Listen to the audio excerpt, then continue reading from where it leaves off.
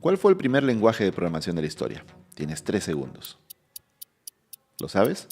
¿Cuántos lenguajes de programación existen en la actualidad y por qué existen tantos lenguajes? ¿Qué áreas de la programación existen y cómo ha evolucionado la programación desde que se creó hasta nuestros días? En este video te vamos a hablar de la historia completa de la programación desde el primer lenguaje, desde antes del primer lenguaje hasta los lenguajes que se usan en la actualidad. Así que guarda este video en tus favoritos porque no existe otro en español. Domina las carreras del futuro y trabaja en cualquier lugar del mundo sin salir de casa. Miles de personas han aumentado sus ingresos, encontrado su primer empleo o creado su propia empresa estudiando en EDTeam. Tú puedes ser el próximo. Comienza a estudiar gratis en ed.team/cursos. Para entender la historia de la programación, primero hay que retroceder más de 100 años antes que el primer lenguaje. Y para eso nos remontamos al lejano 1833, cuando en Inglaterra Ada Lovelace conoce a un señor llamado Charles Babbage. Charles Babbage es considerado el padre de la computación porque él había creado una calculadora bastante avanzada que no solamente sumaba, restaba, sino que podía resolver ecuaciones. Y él tenía la idea de crear una máquina que pueda resolver cualquier tipo de operaciones, lo que podría ser la primera computadora de la historia. Ada Lovelace quedó tan maravillada de esa idea que empezó a trabajar junto con Charles Babbage y ella tradujo las instrucciones de la máquina de Babbage del francés al inglés. Pero, y aquí está el dato histórico, en esa traducción ella agregó unas notas personales, notas de la traductora, y en ella creó los primeros algoritmos de la historia. Es decir, el primer programa de la historia fue escrito por Ada Lovelace. Tú dirás, ¿y en qué lenguaje de programación? En ninguno. Eran los pasos para resolver un problema matemático complejo utilizando la computadora de Charles Babbage, que nunca se construyó, pero quedaron los algoritmos de Ada Lovelace y el plano de Charles Babbage, que más de 150 años después se demostró que funcionaba. Pero hasta ahora no había ni programación, ni computadoras, ni lenguajes de programación. Todo era teoría en papel. Tienen que pasar casi 100 años cuando Alan Turing en 1936 propone la famosa teoría de la máquina universal. La teoría de la máquina universal dice que esta es una máquina que puede resolver cualquier problema computacional siempre y cuando se le den las instrucciones. Más o menos lo que quería hacer Charles Babbage 100 años antes. Y aquí tengo que hacer una acotación. En ese tiempo existían calculadoras que resolvían problemas específicos y lo que se buscaba era una máquina que pueda resolver cualquier tipo de problema siempre y cuando tú le des las instrucciones. Es decir, una máquina reprogramable. Alan Turing define este concepto del cual se desprende el concepto de Turing completo, que se refiere a un lenguaje con el cual se puede programar la máquina universal. Por lo tanto, un Turing completo sería un lenguaje de programación. Pero hasta entonces sigue siendo teoría, siguen siendo conceptos en papel. Un año después, Claude Shannon en su tesis propone que cualquier operación matemática se puede resolver por el álgebra booleana, a partir de su trabajo en las operadoras de teléfono. En otras palabras, cualquier operación matemática se puede resolver con encendido o 1 y apagado o 0. Y ahí comienza lo que seguramente has escuchado, que las computadoras solo entienden unos y ceros, gracias a este señor que postuló su tesis a los 21 años. Era un genio, pero nuevamente aún no habían computadoras. La primera computadora como tal aparece en el año 1846 y es el ENIAC, una computadora gigantesca de más de 30 toneladas que fue programada por un grupo de mujeres que la historia conoce como las mujeres del ENIAC, porque ellas tuvieron que programar esta inmensa computadora para su demostración en la que tenía que hacer cálculos para el lanzamiento de misiles en la guerra. Pero el día de la presentación de la computadora estas mujeres no fueron invitadas. Tuvieron que pasar 50 años para que recién sean conocidas como las primeras programadoras de la historia. Pero aún no hay lenguajes de programación, así que ¿cuándo aparece el primer lenguaje? Sucede que en estos tiempos, para programar tenías que conocer toda la arquitectura de la computadora y programar era sacar cables de un lugar y ponerlos en otro, prender o apagar interruptores. No había lenguajes de programación. Más adelante pasamos a programar con ceros y unos, que son los equivalentes a interruptores, y estas instrucciones de ceros y unos se introducían por tarjetas perforadas, ¿no? Donde un agujerito era un 0 y la parte no agujereada era un 1. Entonces las tarjetas perforadas eran una forma de binario. Pero imagínate que te equivoques Era volver a crear otra tarjeta desde cero. Era un proceso muy tedioso y súper lento. Se ponían cintas de papel o tarjetas perforadas en un proceso lentísimo. Luego pasamos a algo que seguramente tú conoces, el lenguaje ensamblador. El lenguaje ensamblador es mucho más cómodo que usar tarjetas perforadas y binario, porque ya son instrucciones, no son ceros y unos. El problema con el lenguaje ensamblador es que está completamente acoplado a la arquitectura de la computadora. No es que lo que tú programes en ensamblador para una computadora vaya a funcionar luego para otra. Entonces había que conocer la arquitectura de la computadora A, la arquitectura de la computadora B, la arquitectura de la computadora C. Era un gran avance respecto a las tarjetas perforadas y a programar con ceros y unos, pero seguía siendo muy tedioso. Así que en 1952, Grace Hopper, cansada de estar programando en ensamblador, creó su primer compilador porque ella quería programar en inglés. Y sus compañeros se burlaban de ella porque decían: las computadoras no entienden inglés. Ella lo que hizo fue definir las instrucciones en inglés, crear un compilador que traduzca las instrucciones en inglés al lenguaje máquina o binario. Entonces, este aporte de Grace Hopper fue el primer paso hacia los lenguajes de programación actuales. Un lenguaje que el ser humano puede entender y que luego se traduce al lenguaje máquina. El proyecto de Grace Hopper no puede considerarse aún el primer lenguaje de programación, pero es una etapa importante para llegar ahora sí al primer lenguaje de programación unos años después. En 1957, ahora sí aparece el primer lenguaje de programación como lo conocemos ahora, Fortran. ¿A qué me refiero como lo conocemos ahora? Como un lenguaje de alto nivel, es decir, un lenguaje que las personas pueden comprender. ¿Por qué ensamblador es bajo nivel? Ensamblador no abstrae prácticamente nada. En ensamblador tú vas dando las instrucciones una a una, detalle a detalle para la arquitectura del procesador o de la computadora. Mientras que con Fortran hay muchas cosas que se abstraen y tú te dedicas a escribir las instrucciones y ya sabes cómo funcionan los lenguajes, ¿no? Ya por debajo van ocurriendo cosas de las que tú no tienes por qué preocuparte. Como te digo, Fortran es el primer lenguaje de programación moderno de la historia y su nombre viene de Formula Translating System, porque era un lenguaje orientado completamente a las matemáticas. El objetivo de este lenguaje era dejar de usar ensamblador. No solamente Grace Hopper estaba harta del lenguaje ensamblador, había varios otros científicos que sentían esa incomodidad. El mismo John Backus, que fue quien creó Fortran, dijo que lo había creado porque estaba aburrido, era un perezoso de tener que escribir ensamblador a cada rato y que quería una forma más rápida de programar. Lo interesante de Fortran es que hasta la fecha de hoy sigue vigente, sigue vivo y ha originado muchos otros lenguajes como Lisp o COBOL. El segundo lenguaje de programación de la historia seguramente lo conoces porque se llama COBOL y es del año 1959, 2 años después de Fortran, y su nombre viene de Common Business Oriented Language, es decir, un lenguaje común orientado a las empresas. Significa que hasta ese entonces había que programar de manera diferente para cada computadora. Estamos hablando de los años 50, no había estándares como hoy en día. De hecho, hoy tampoco hay estándares. Si tú programas para Linux no corre en Windows y si programas para Mac no corre en Windows y viceversa. Pero en esos tiempos había mucha más variedad. Muchos lenguajes ahora son multiplataforma. Entonces, este fue el primer lenguaje con la finalidad de ser portable, es decir, que tú puedas programar en diferentes computadoras. Por eso, aunque no lo creas y aunque para algunas personas pueda ser motivo de risa, COBOL es un lenguaje completamente operativo al día de hoy. Está dentro de los 50 lenguajes más usados del mundo en el ranking de TIOBE y es usado por el 43% de los sistemas bancarios de Estados Unidos. ¿Qué tal? Un año después de COBOL, en 1960, aparece Lisp, un lenguaje creado para manejar listas, porque no existían lenguajes con ese fin. Lisp fue creado para utilizarse en inteligencia artificial. Y si te estás sorprendiendo porque dices, espérate Álvaro, inteligencia artificial en 1960, pues sí. El concepto de inteligencia artificial fue desarrollado por primera vez por Ada Lovelace y luego desarrollado más ampliamente por Alan Turing. Incluso se burlaron en su tiempo de Alan Turing por plantear que las máquinas puedan pensar como seres humanos. Y si la inteligencia artificial se está poniendo de moda ahora y no en 1960, es porque ahora tenemos mucho poder de cómputo y en esos tiempos las computadoras eran muy básicas y lentas, pero el concepto ya existía. Lo interesante de este lenguaje es que trae por primera vez conceptos que hoy son normales en el mundo de la programación, como las condicionales, el recolector de basura o la recursividad. Antes de este lenguaje no existían.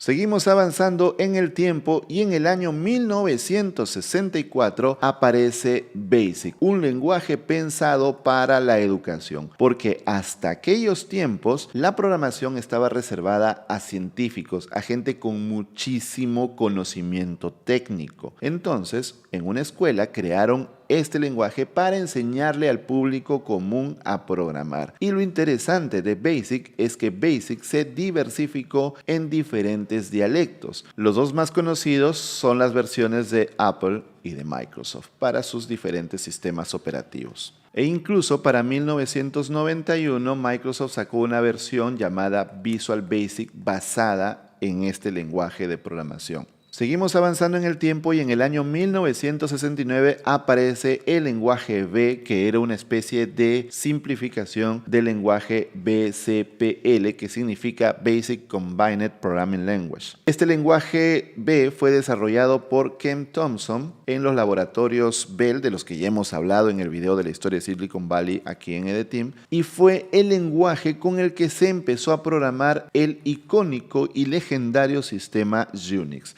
Así que hablemos de Unix. 1970, el año en que este sistema operativo sale al mercado, y la idea de este sistema operativo es que sea portable para diferentes computadoras. Nuevamente, estamos en una época en la que cada computadora se construye de una manera diferente y es muy difícil llevar un programa o un sistema operativo de una computadora a otra. Eso lo cambia Unix. Sin embargo, B era un lenguaje que no tenía la capacidad para hacer a Unix portable. Por lo tanto, en 1972 aparece C, uno de los lenguajes más importantes de la historia porque es completamente multiplataforma, aunque ese término no se usaba aún en la época. Hablaríamos de un lenguaje portable. ¿Y por qué era un lenguaje portable? Porque era muy fácil crear compiladores para las diferentes computadoras. Así que ya te acuerdas que es un compilador, ¿cierto? Aquel software que traduce un lenguaje de programación al lenguaje de máquina, a los ceros y unos. Así que si era muy fácil escribir un compilador para cualquier computadora, era muy fácil llevarse el código C a cualquier máquina. C es un lenguaje de medio nivel. En este punto me toca explicarte la diferencia entre alto nivel y bajo nivel, que lo he explicado en varios videos, pero no está de más hacer un repaso. El bajo nivel corresponde a la computadora, a la CPU,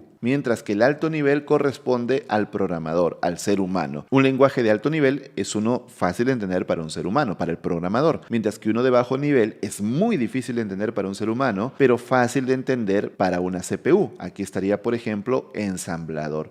Entonces C está a un medio nivel. Acá arriba estarían Python, Java, JavaScript, Go, etc. Pero C está en el medio. Por eso es muy fácil llevar C a diferentes CPUs, porque rápidamente creas compiladores y con C puedes programar para cualquier arquitectura de procesador. Para Mac, para Windows, para Linux, para servidores, para sistemas embebidos, para dispositivos móviles, prácticamente lo que sea. Seguimos avanzando en la historia de la programación y llegamos al año 1973, cuando aparece la primera computadora personal de la historia, el Altair 8800. Esta computadora no tenía sistema operativo, era una caja con palanquitas y luces. De hecho, si quieres saber más de la historia de las computadoras, tenemos un curso 100% gratis en EDTeam. 100% gratis con certificado incluido. Se llama ¿Cómo funciona la tecnología, computadoras y smartphones? Así que te vas corriendo a ver ese video si quieres entender más la historia de las computadoras. Volviendo a nuestro video, esta fue la primera computadora pero no tenía sistema operativo, así que un par de amigos llamados Paul Allen y Bill Gates leyeron sobre esta computadora en una revista y dijeron: vamos a programar el sistema operativo. Estos dos eran muy aficionados al software, a diferencia de otro par de amigos llamados Steve Wozniak y Steve Jobs, que eran más aficionados a la electrónica. A Bill Gates le importaba muy poco la electrónica y los circuitos. Él estaba enfocado en el software. Entonces ellos crean el sistema operativo para esta computadora y lo llaman Altair Basic. Este Altair Basic marcó un antes y un después en la historia de la programación porque en los clubes de aficionados a la electrónica, donde consumían las computadoras, donde asistía Steve Wozniak y donde creó la Apple I, se copiaban el código, sacaban copias y las distribuían entre ellos. Eso enojó muchísimo a Bill Gates y escribió una carta enojado diciendo que estaban robando. Ustedes pagan por una computadora, pagan por el hardware, pero no se ponen a pensar que el software es el trabajo también de seres humanos que necesitan mejor calidad de vida. Si ustedes pagaran por el software, Microsoft podría contratar a más programadores. Ese fue el inicio de la industria del software. Es decir, hasta esta época el software no existía como industria. El software era una especie de producto agregado al hardware. No había ninguna empresa desarrollando software como modelo de negocio principal. Tal vez lo más cercano era Unix, porque Unix era un sistema operativo que se vendía a cualquier empresa, la licencia. Pero más allá de Unix no había una industria de software. No había empresas enfocadas en el software hasta Microsoft, que fue la primera. Pero no solamente fue el inicio de la industria del software, fue el inicio de la guerra entre el software propietario y el software libre o el software open source. Porque unos años después de esta cartita de Bill Gates muy enojado, apareció el famoso manifiesto libre de Richard Stallman y empezó la guerra. Por cierto, así como te contaba que tenemos un curso sobre la historia de las computadoras, tenemos otro curso sobre la historia de la programación que te enseña más de lo que te estoy contando en este video. Se llama Cómo funciona la tecnología, el software y la programación, y también es completamente gratis y no es solo para programadores, sino para cualquier persona de cualquier carrera que quiera entender este mundo de la programación. Así que recomiéndalo a tus amigos y tú también anda a verlo en ed.team. Siguiendo con esta historia, llegamos al año 1978, cuando una empresa llamada Oracle comercializa un lenguaje llamado SQL. O SQL. Sucede que en el año 1970, Edgar Codd había creado toda una teoría de las bases de datos relacionales, o el modelo relacional, en el que se planteaba que los datos debían organizarse en tablas o relaciones. Estas tablas tienen filas o registros y columnas o campos, y luego estas tablas pueden vincularse entre ellas a través de ciertos campos. A partir de ese modelo se creó un lenguaje de consultas llamado SQL. Así, SQL.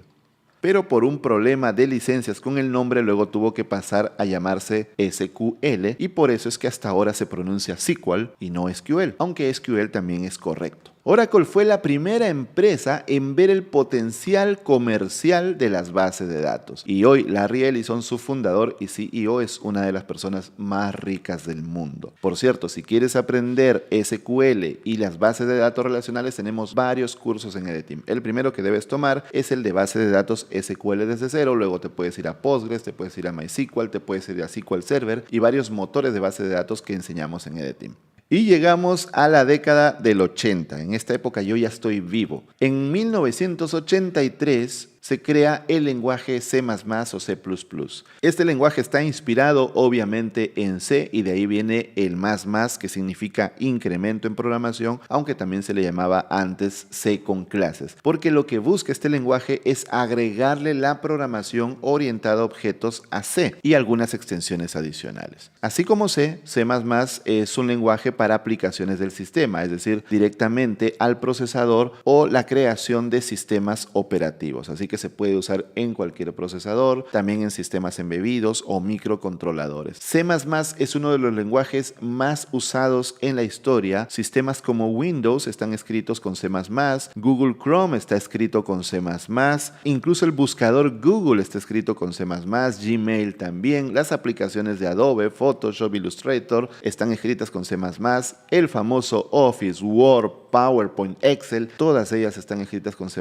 Es un lenguaje poderosísimo y uno de los más usados en el mundo hasta el día de hoy. En el año 1986 aparece Erlang. Erlang es un lenguaje desarrollado por la firma de teléfonos Ericsson para crear una estructura distribuida y tolerante a fallos. Un dato interesante con Erlang es que fue el lenguaje elegido para la infraestructura de WhatsApp porque estaba basado en esa red distribuida. Ojo que WhatsApp como aplicación fue escrita con Objective-C porque era una aplicación para iPhone, pero la infraestructura en nube fue escrita con Erlang. Y si quieres saber la historia de WhatsApp, tenemos un video que puedes ver aquí en nuestro canal. Por esos años también aparece el famoso lenguaje Objective-C, que también es una variación del lenguaje C orientado a objetos. Lo interesante de este lenguaje es que seguro lo has escuchado asociado a los productos de Apple, como el iPhone o las aplicaciones para macOS o para iPad. Sucede que en el año 1988 Steve Jobs ya se había ido de Apple y había fundado su nueva empresa llamada Next, y creó un sistema operativo llamado Next Step, y este sistema operativo usaba Objective-C.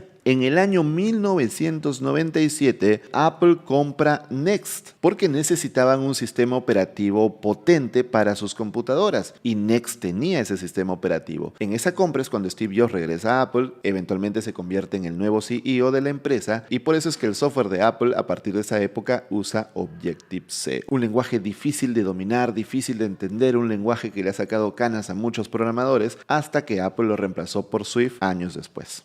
En 1987 aparece el lenguaje de programación Perl, que es uno de los más usados durante la época de la web. La web aparece en el 89, se expande a inicios de los 90 y es ahí donde Perl tiene su época dorada, porque Perl se usaba en algo llamado CGI o Common Gateway Interface. Este CGI era la forma antigua de comunicarte con el servidor. Ahora tenemos Ajax, tenemos WebSockets, tenemos muchas formas de mandar datos al servidor, recuperarlos, etcétera, y de hacer las páginas dinámicas. En aquellos tiempos teníamos simplemente HTML y ya está. Es decir, nos conectábamos a un dominio, mipagina.com, el servidor entregaba HTML y eso era todo. No había más para la web. Pero con CGI podíamos enviar información nueva al servidor y recuperar información de ellos, haciendo que las páginas HTML tengan algo de dinamismo. Un ejemplo muy sencillo, un contador de visitas. Cada vez que una persona entraba a tu página web tenías un contador de visitas. Eso se hacía con Perl. Otro ejemplo, los formularios. No teníamos la tecnología que tenemos ahora para enviar formularios, así que se hacían con CGI, con Perl. Y en 1991 aparece el que hoy es el lenguaje más usado en el mundo, Python. Python tiene muchas aplicaciones, muchos campos de aplicación, pero destaca mucho por su sintaxis. Es una sintaxis muy sencilla, es el lenguaje que yo recomiendo aprender a cualquier persona que quiera comenzar en la programación. Esto es muy debatible, hay personas que dicen que sí, Python es un lenguaje sencillo, pero mejor comienza con C o C++ para que conozcas a fondo la teoría de la programación. Ok, es todo un debate, pero si quieres irte a un lenguaje sencillo, fácil de aprender y con muchos campos laborales, Python es tu opción. Es el lenguaje número 1 en el mundo actualmente en su uso y lo puedes usar en web, en machine learning, inteligencia artificial, lo puedes utilizar en aplicaciones de escritorio, se usa también mucho en seguridad informática, se usa en cloud computing, se usa en automatización, en testing, etc. La cantidad de aplicaciones de Python es gigantesca. Y si quieres aprender Python, por supuesto el lugar adecuado para ti es EDTeam. Busca el curso de Python en EDTeam, recuerda que lo puedes comenzar completamente gratis. Ya estamos en la década de los 90, yo ya estoy entrando a mi adolescencia cuando aparece el lenguaje más amado en sus épocas y luego más odiado de la web, el famoso PHP, el lenguaje del elefantito. PHP significa preprocesador de hipertexto, es decir, era HTML con variables. HTML, como tú sabes, es un lenguaje estático, no es un lenguaje de programación, y entonces la web era bastante estática, por eso el auge de Perl, como te contaba hace un momento, ¿no? En cambio, con PHP, tú podías agregar variables directamente a HTML porque era interoperable. Es decir, un documento HTML, tú le cambiabas la extensión de .html a .php y ya era PHP. Y ahí ya podías empezar a escribir variables, hacer operaciones, hacer condicionales y algunas cositas básicas. Y luego el lenguaje fue avanzando. Esto, que en su tiempo fue una maravilla porque era muy fácil de aprender. El deploy era simplemente poner tu código PHP en una carpetita en un servidor y ya está, porque todos los servidores de la época empezaron a incluir PHP con todas sus configuraciones. Esto, que era muy bonito, con el tiempo empezó a ser un caos porque se prestaba a muchas malas prácticas, ¿no? Meter el código de programación dentro del marco marcado dentro de la vista, poner la lógica, muchas malas prácticas que hicieron que mucha gente empiece a renegar con el tiempo de PHP. Sin embargo, PHP fue el líder absoluto de la web en los años 90 e incluso en los 2000. Con PHP se escribió la Wikipedia, con PHP se escribió la primera versión de Facebook, y aunque Facebook ya no tenga PHP, pues se escribió con PHP, ¿no? Con PHP está WordPress, el cual actualmente 2022, tiene más del 30% de la web. Imagínate ese número. ¿Sabías que Vue.js o React tienen aproximadamente el 2 o el 3% de la web, a pesar de que son tecnologías gigantescas? Imagínate tener el 30%. Eso lo tiene WordPress y eso lo tiene PHP. Hasta el día de hoy sigue siendo un lenguaje súper importante, pero fue rescatado principalmente porque tuvo una época oscura de mala fama. Fue rescatado por Laravel. Laravel es un framework inspirado en Ruby on Rails que le da bastante sencillez y elimina todas las malas prácticas que se hacían con PHP. Así que con Laravel hay nueva vida. Ya está llegando muy pronto Laravel 9 y en Edeteam puedes aprender PHP y Laravel también para que hagas tus proyectos web. Al año siguiente aparece un conocido de todos, Java. Un lenguaje que mucha gente odia, detesta, porque es muy verboso, por su sintaxis, pero que no podemos negar que todos los años está en el top 5 de los lenguajes de programación en el mundo. Java tiene una peculiaridad y es que es interpretado y compilado a la vez. Es decir, tú escribes el código Java y en vez de compilarse a código máquina, se compila a algo llamado bytecode, que es como un código intermedio y requiere algo llamado JVM o Java Virtual Machine para poder interpretarse. Es decir, no se manda directamente a binario, sino que se manda un bytecode y ese bytecode es interpretado por la JVM. Así que esa JVM o Java Virtual Machine debe existir en el sistema operativo, es decir, debe existir en Android. Si es que tú quieres correr una aplicación con Java en Android, debe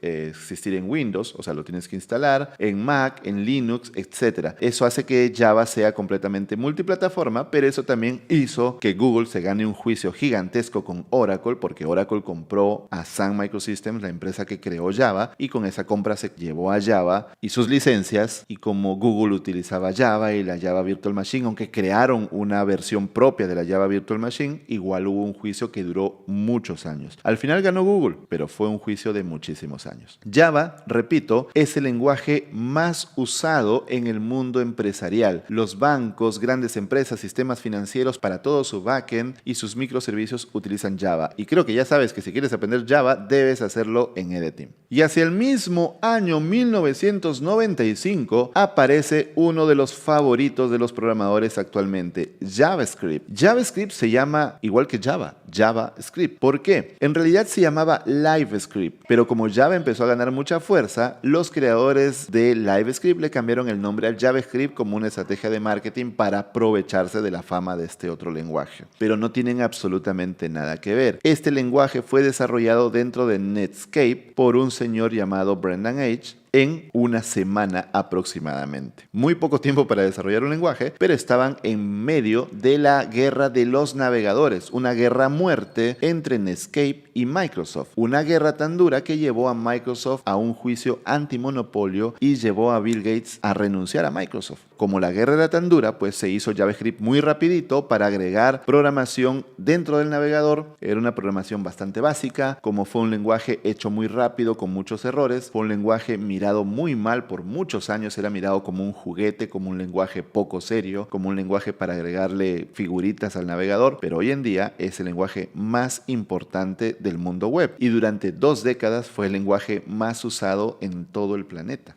Y hoy en día sigue siendo uno de los más usados. Y si quieres hacer web, tienes que aprender JavaScript sí o sí, y en Edeteam, por supuesto que sí.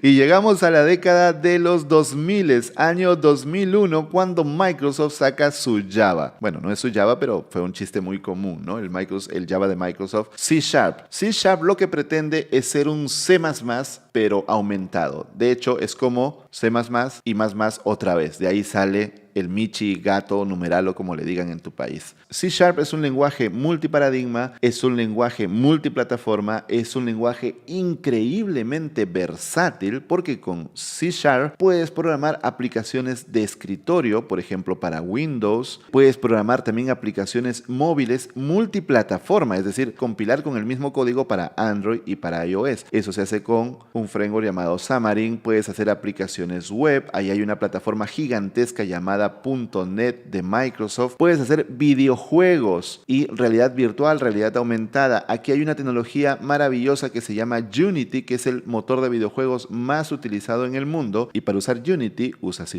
Así que C# es uno de los lenguajes actualmente con más mercado, con más opciones de trabajo y no está limitado a entornos Windows como hace un tiempo. El mundo ha cambiado mucho, ya es un poco raro que las compañías centren sus esfuerzos solo en su plataforma, sino que intentan abrirse al multiplataforma. C# también es un lenguaje que puedes aprender en EDTeam. También puedes aprender Xamarin, .NET, desarrollo de APIs con C# y un largo etcétera. Seguimos avanzando por este viaje. Para esta época yo ya había entrado en el mundo de la web cuando aparece HTML5. Yo sé que en este momento muchos de ustedes están repitiendo en su cabeza como loritos. HTML5 no es un lenguaje de programación. Sí, no es un lenguaje de programación, aunque depende del enfoque en que lo mires, pero no voy a entrar en ese debate. Sea o no sea un lenguaje de programación, fue un hito en la historia de la programación, porque con HTML5 empezó la web semántica. Pero no solamente eso, con etiquetas como header, footer, aside, figure y otras cosas. No solo eso, sino que además trajo una poderosísima API que inició el desarrollo web moderno. Esa API trae, por ejemplo, audio y video, trae geolocalización, trae drag and drop para mover elementos, trae WebSockets, web workers, trae almacenamiento local, el famoso local storage y varias cosas más. Entonces, no solamente es el lenguaje de marcado HTML5, sino toda su API que permite trabajarse con JavaScript y comienza una nueva web a partir de este año. Y hoy por hoy, la web es el campo laboral en la programación con más trabajo en todo el mundo. Y todo comenzó en 2008, aunque HTML5 venía desde antes.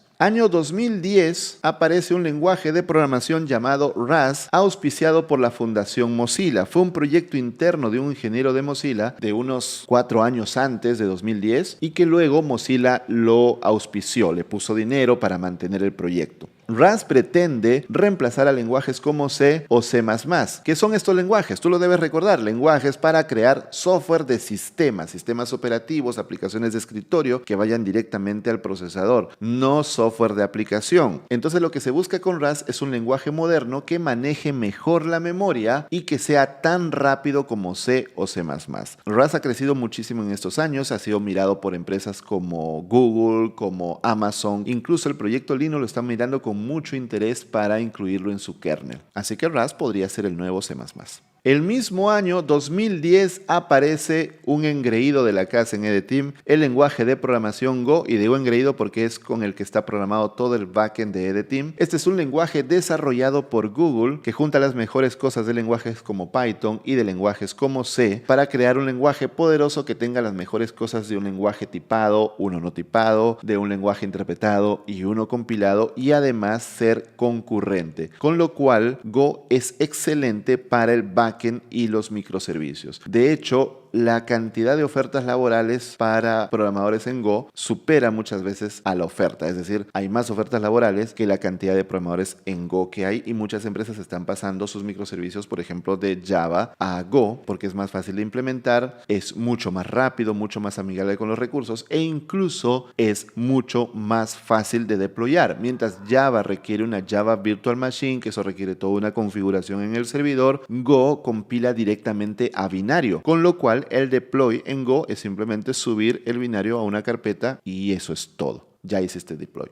Por cierto, en EDTeam tenemos la única carrera de Go en español si quieres convertirte en un experto en este lenguaje. Desde cero hasta convertirte en un programador súper avanzado en Go. Y ya estamos llegando al mundo actual, año 2016, el año que aparece Kotlin por una empresa llamada JetBrains, que seguramente te suena porque JetBrains son los creadores de IntelliJ IDEA, que a su vez es la base para Android Studio, el IDE para programar en Android. Sucede que los IDEs de JetBrains también son programados en Java. Y Java tiene sus cositas, tiene sus peculiaridades, y los programadores dijeron, vamos a crear un lenguaje interoperable con Java, es decir, que pueda convivir en el mismo proyecto con Java, pero que resuelva varios problemas de Java, sobre todo la sintaxis tan verbosa que tiene y algunos detalles con los nulos y detalles de seguridad y tal. Entonces crean Kotlin, lo lanzan en el año 2016 y poco a poco empieza a tomar fuerza. Su principal ventaja era esta interoperabilidad, es decir, tenías un proyecto con Java y podías continuarlo con Kotlin. No tenías que migrar todo el proyecto, simplemente empezabas a agregar más código con Kotlin y funcionaban juntos. En el año 2017 sucede un hecho que le da un impulso gigantesco a Kotlin, y es que en el Google I.O. de ese año, Google nombra a Kotlin como lenguaje oficial para el desarrollo de aplicaciones Android, porque ya te conté hace rato que había un juicio con Oracle por las licencias de Java, así que a Google le convenía tener un lenguaje open source que no le traiga problemas legales. Así que auspició, crearon la fundación Kotlin, le metió billete para que Kotlin se siga desarrollando, y hoy por hoy es el lenguaje que se recomienda aprender para crear aplicaciones nativas para Android. ¿Las puedes hacer con Java? Sí, pero hoy por hoy, si quieres ir a Android, te recomiendo aprender Kotlin y obviamente aprenderlo en Edeteam. En la misma década del 2000 apareció también el lenguaje de programación Dart. Este lenguaje es de Google y buscaba reemplazar a JavaScript en el mundo web, pero JavaScript es un lenguaje al que se le ha querido matar muchas veces y no se ha podido. Es el único lenguaje que existe en el lado del frontend. Con WebAssembly y otras cosas se pueden llevar binarios al frontend, pero es el único lenguaje que hasta la fecha se interpreta en el navegador, y Dart buscaba reemplazar a JavaScript porque Chromium, que es la base del navegador Chrome, tenía una Dart Virtual Machine, el concepto similar al de Java, ¿no? Entonces tú en teoría podías mandar lenguaje Dart directamente al navegador y ahí se interpretaba con la Dart Virtual Machine. Bueno, no pegó el concepto, sin embargo, años después despegó, resurgió de sus cenizas con un SDK llamado Flutter.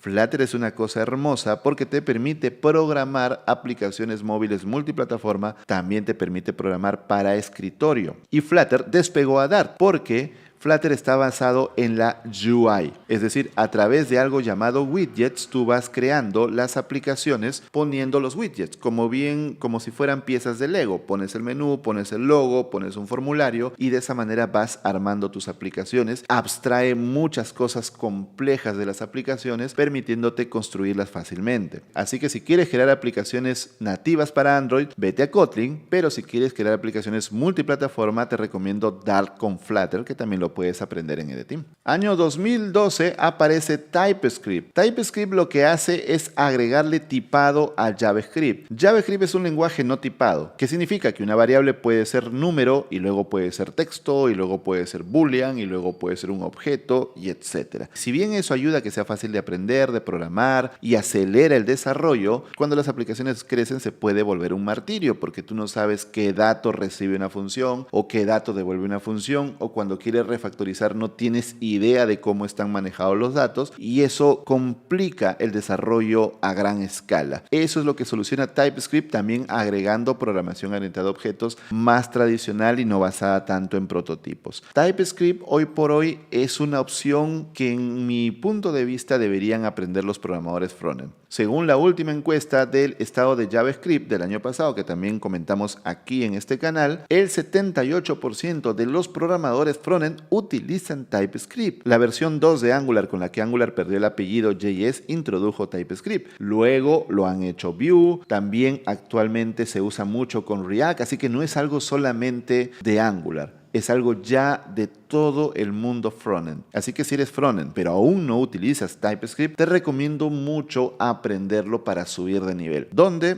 Ya sabes, en Edeteam. Listo, 2014, para ir cerrando este video, es el año en que aparece el lenguaje de programación Swift de Apple, el lenguaje que viene a reemplazar a Objective-C. Objective-C, como te conté, el lenguaje de Next, que luego lo compró Apple y luego se implementó en todas sus aplicaciones y sistemas operativos, pero que también le daba muchos dolores de cabeza a los programadores por lo difícil de aprender y de implementar. Así que Apple creó un lenguaje bastante sencillo, con una sintaxis más limpia, y además completamente interoperable con Objective-C. Es decir, si tú tienes una aplicación con Objective-C, no necesitas reescribirla en Swift. Simplemente la vas continuando con Swift y de manera paulatina vas migrando. Es algo así también como TypeScript. TypeScript es absolutamente interoperable con JavaScript, así que no necesitas migrar todo de golpe. Y Swift es el lenguaje oficial para el desarrollo en todo el ecosistema de Apple: macOS, iPadOS, iOS, tvOS y watchOS, los relojitos. Pero Apple también funciona para programar aplicaciones de escritorio para Linux nada más. Entonces Swift es open source, lo puedes usar en Linux, lo puedes usar en Windows, pero ten en cuenta que si quieres programar para Apple necesitas una Mac, porque solamente ahí puedes compilar. Puedes compilar en Linux, sí, pero solamente aplicaciones para el mismo Linux. Y este ha sido nuestro viaje por la historia de la programación desde el año 1833 hasta el año 2014. Si quieres tener acceso a las notas de este video, te vamos a dejar el link para que vayas y accedas y tengas esto como referencia. Si quieres aprender a programar, ya sabes que Team es el lugar adecuado para ti, donde puedes aprender todos los lenguajes vigentes en la actualidad y además puedes aprender a programar desde cero. Es decir, si no sabes nada de programación, el mejor curso para empezar en la programación en español está en EDTeam, completamente gratis, con más de 5,000 calificaciones de 5 estrellas. Yo soy Álvaro Felipe, espero que este video te haya gustado, espero que todas las horas de trabajo, días, semanas de trabajo que ha costado hacer este video te hayan gustado mucho, que nos agradezcas compartiendo este video para llegar a muchas más personas y que nos visites en nuestra página web ed.team para conocer más del mundo de la tecnología y comenzar cualquiera de nuestros cursos completamente gratis. Nos vemos en un próximo video. Chao. Y llegamos a la década y en 1980... Ay, está todo feo esto.